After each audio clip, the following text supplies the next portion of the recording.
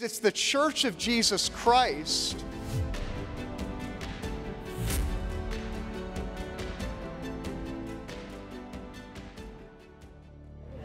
Children are facing many dangers in public schools today. There are ideologies that are completely antithetical to a Christian worldview. You have gender ideology, you have dangerous ideas about school discipline, messages concerning things like critical race theory, queer theory. There are so many things that are facing our children that really parents need to be aware that the education their children are getting is not the same as the education they got when they were in public school. We think that when we send our kids off to public school, we are sending them off to those who have their best interest in mind. And that's no longer the case. There's an agenda. Our children are the prize. We're living at a time when the educational system, the public educational system, cannot be trusted. And when you think of what is happening, it is so important for parents to say, we will not subject these precious lambs to be thrown to wolves. Our school districts are becoming more like spiritual death camps. It's no longer just about academic instruction. It's actually using our public schools to indoctrinate children to believe that which the parents would find abhorrent. There's some sort of a very unified effort to control the minds of children, to indoctrinate them, and to get them on an anti-God, but very pantheistic worldview. You have this secularization of the public school system and the indoctrination of the public school system into this notion that we can do all this without God. It's often overlooked that anti-God ideologies have been at the core of the government education system since modern public education began.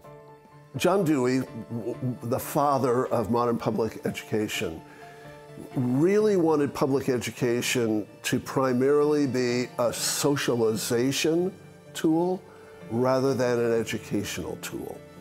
The idea was to create the right kind of citizen who thought in the way that the elites wanted them to think.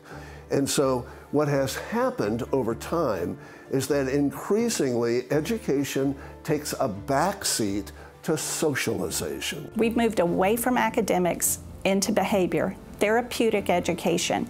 And because of that, you can control a person if you can control their emotions. And that's the end game of this. Feelings have very much become like their God. That is their North Star. C.S. Lewis has this famous line where he says, feelings, feelings, feelings. Enough of feelings, how about thinking? In a sense, he's describing the modern mindset, where everything is rooted on that upper story leap of feelings and identity rather than doing what the Bible says.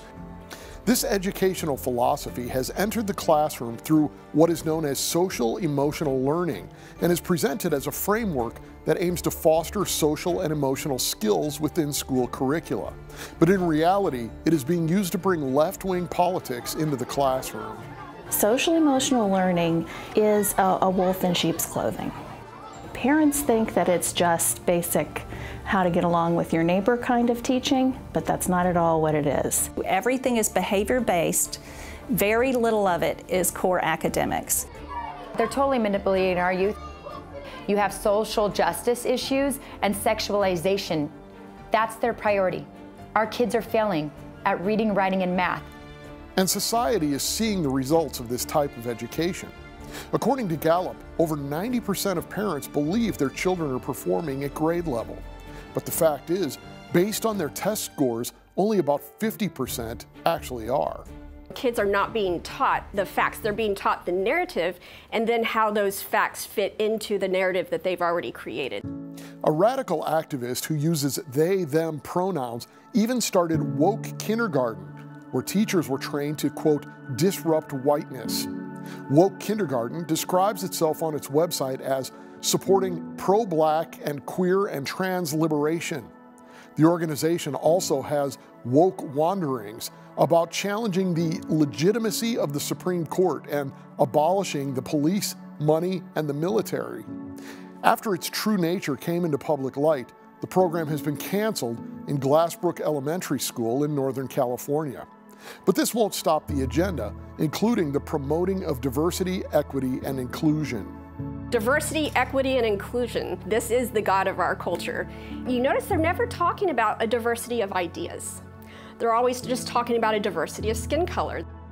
It's going to erode all types of things within our schools because it's all seen through the lens of equity. Equality of outcomes means that everyone is able to succeed on their own abilities. Equity of outcomes means that you are held back if you are doing better than another child. I think a lot of liberals have a slave owner mentality that says certain people of certain races cannot make it without my help. They can't. The education standards that we set are too high for them, so we should lower the education standards. The standards for language and math and sciences, they can't achieve these things, so we have to dumb it down for them. We are already seeing our schools get rid of gifting classes, of AP classes, because it's not equitable if your child is able to do an AP class and another child is not. So I see CRT as not only changing our history, our country, it's also dividing our children, it's dumbing down our children. Young people don't know their Bible, so they're swayed by the cultural tides. They're believing what the media is telling them. Cultural trends, such as the huge uptick of students identifying as transgender, can be linked to the pervasiveness of this ideology being pushed in public schools, among other key causes. We're talking about public school teachers, not in isolation, but at a massive level, as a matter of school district policy, as a matter of state policy, ordering teachers to lie to parents about their child's gender identity confusion, which is being spurred on through not just the internet, but by public schools on a massive level. And at the same time, we also see these schools working to groom the children into gender confusion. If we allow children in our classrooms to be called by a different name instead of by the name that they've been given, if we allow them to be pretend that they're another gender instead of the gender that they are in every cell of their body, then that is undermining parental authority. And that is completely out of bounds for what a government should do, what a school should do, what a mental health agency should do.